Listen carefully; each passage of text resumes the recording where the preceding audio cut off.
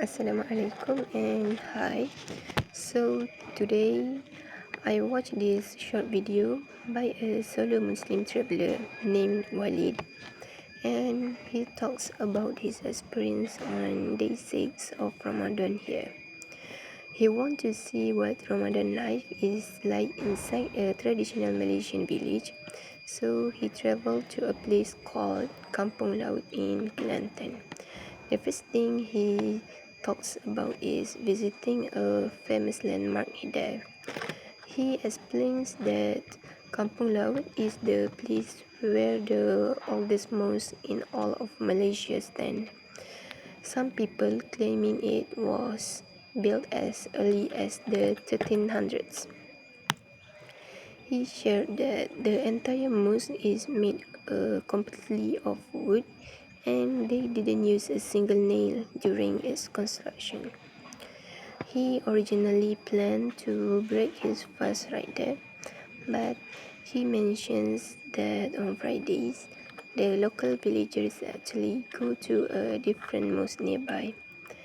Next, he describes what happened when he arrived at the other village mosque.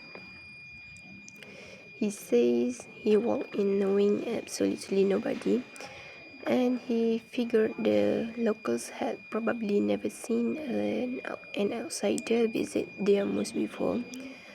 But instead of feeling left out, he explained that the second he walked through the door, the villagers greeted him with totally open arms, welcomed him in and told him to sit down for iftar. He got to try a traditional village meal, and he specifically mentions drinking sirap bandung, which is a sweet rose syrup drink, and eating yellow watermelon, which he said he had never tried before in his life. After eating, he stayed at the mosque for the nightly Tarawih prayers. He talks about how beautiful it was to see the entire village come together like a big community, explaining that they pack out the mosque just like that every single night. Later on, some locals gave him a recommendation to check out another mosque in a nearby village. When he went to look at it, he says it absolutely blew his mind because he couldn't believe such a stunning mosque exists in a random village. To finish his night, which was also his very last night in Malaysia, he explained that he wanted to participate in a local Kelantanese Ramadan tradition called More, which is when people go out to eat after their night prayers.